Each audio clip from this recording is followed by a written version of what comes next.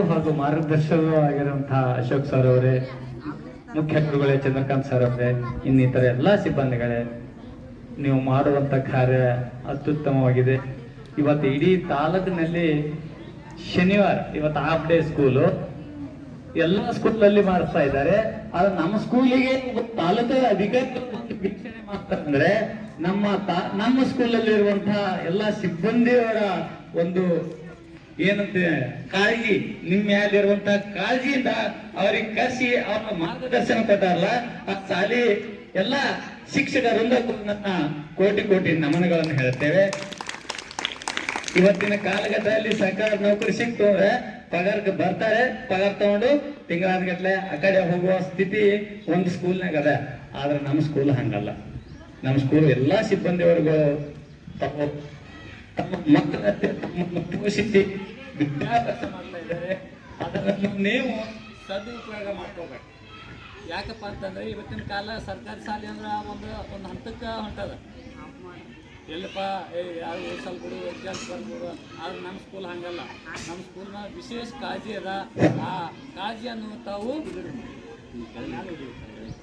ಎಲ್ಲರೂ ಸಮಯಕ್ಕೆ ಸರಿಯಾಗಿ ವಿದ್ಯಾಭ್ಯಾಸ ಮಾಡಿ ಈ ಶಾಲೆಗೆ ಕೀರ್ತಿಯನ್ನು ತರಬೇಕು. ಹಾಗೂ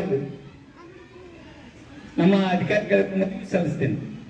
ನಮ್ಮ ತಾಲೂಕಿನಲ್ಲಿ ಫರ್ತಾಬಾದ್ ಸ್ಕೂಲ್ ಇನ್ನೂ ಇಂಪ್ರೂವ್ಮೆಂಟ್ ಆಗಬೇಕಾದ್ರೆ ಸಿಬ್ಬಂದಿ ಇಲ್ಲಿ ಅವಶ್ಯಕತೆ ಇರುವಂತಹ ಸಿಬ್ಬಂದಿಗಳಂತ ಹೆಚ್ಚಿಗೆ ಒದಗಿಸ್ಬೇಕು ಸರ್. ಮತ್ತು ನಮ್ಮ ತಾಲೂಕಿನಲ್ಲಿ ನಮ್ಮ ಸ್ಕೂಲ್ ಇನ್ನೂ ಮಾದರಿ ಆಗಬೇಕು.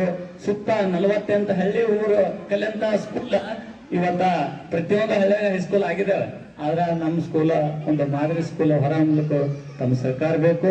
ಹಾಗೇನೆ ಈ ಯಾವ ತರ ನೀವು ನಡ್ಕೊಂಡು ಹೋಗ್ತೀರಾ ದಿನಾಲು, ಹಾಗೆ ಸಿಬ್ಬಂದಿ ವರ್ಗ ಕೂಡ ಮುಂದುವರ್ಸ್ಕೊಂಡು ಹೋಗಿ ತಮ್ಮ ಉಜ್ವಲ ಭವಿಷ್ಯಕ್ಕಾಗಿ ತಾವು ಶ್ರಮಿಸಿ ತಮ್ಮ ವಿದ್ಯಾಭ್ಯಾಸ ಇನ್ನೂ ಎತ್ತೆತ್ತರಕ್ಕೆ ಸಾಗಲಿ ಅಂತ ಹೇಳಿ ನನ್ನ ಮಾತುಗಳಿಗೆ ವಿರಾಮ ನೀಡುತ್ತೇನೆ. ಜೈ ಹಿಂದ್, ಜೈ ಕರ್ನಾಟಕ. ಸಮಾರೋಪ ಭಾಷಣ. ಸಗರನಾಡು, ನಾವೆಲ್ಲರೂ ಸಗರನಾಡಿನ ಮಕ್ಕಳು. ಯಾವುದೇ ಕೊರತೆ ಇಲ್ಲ ಇಲ್ಲಿ ನಮ್ಮ ಭಾಗದಲ್ಲಿ.